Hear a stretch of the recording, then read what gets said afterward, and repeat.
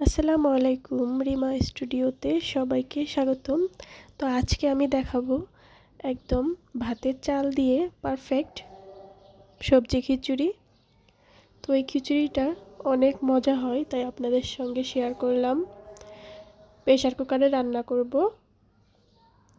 তো এখানে চাল ডাল ধুয়ে নিচ্ছি। এখানে কিন্তু ভাতের চালটা আমি নিয়েছি, সাথে অল্প কিছু পোলাওর চাল মসুর ডাল দিচ্ছি। তারপর এখানে সবজি নিয়েছিলাম আমি ফুলকপি, আলু, মিষ্টি কুমড়া, বরবটি।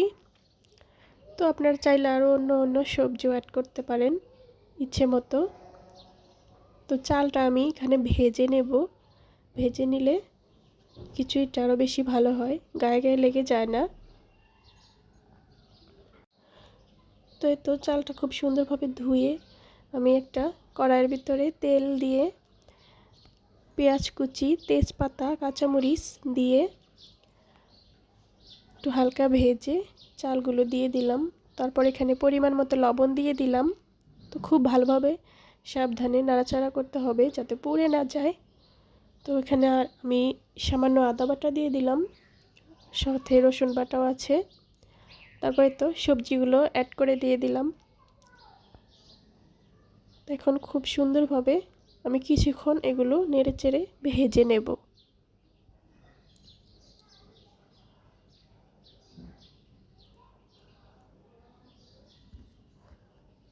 তো হলুদের গুঁড়া দিয়ে দিলাম অল্প পরিমাণে, বেশি দিব না আমি।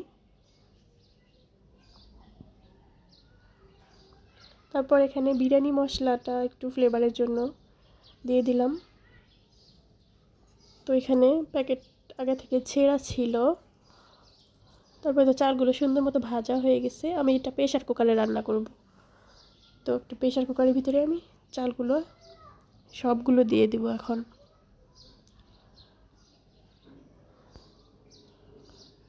তো আপনারা চাইলে এভাবে কিন্তু খিচুড়িটা রান্না করে খেতে পারেন, খুবই ভালো লাগে। তাই তো দিয়ে দিয়েছি, আমি গরম পানি দিয়ে দিলাম, চাইলে ঠান্ডা পানিও দিতে পারেন। একটু নেড়ে চেড়ে দিব। তারপরে এই তো স্বাদের রানী মহারানী ধনিয়া পাতা দিয়ে দিলাম। তো এটা না ছাড়া আমার চলেই না, এটা দিলে বেশ ভালোই লাগে। বিশেষ করে শীতের দিনে ধনিয়া পাতা ছাড়া তো একদমই চলে না। তো কথা বলতে বলতে আমার খিচুড়িটা 2টা শীষ দিয়েছে। তো একদম ঝরঝরে সুন্দর মতো হয়ে গেছে। তো দেখতেই পারলেন কত সহজে আমি খিচুড়িটা রান্না করে নিলাম, একদম ঝামেলা ছাড়া।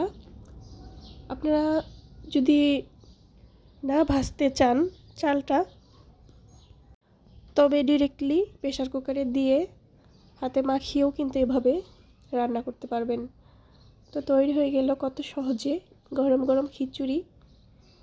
তো এবার খাওয়ার পালা। সবাই তো খাওয়ার জন্য একদম রেডি।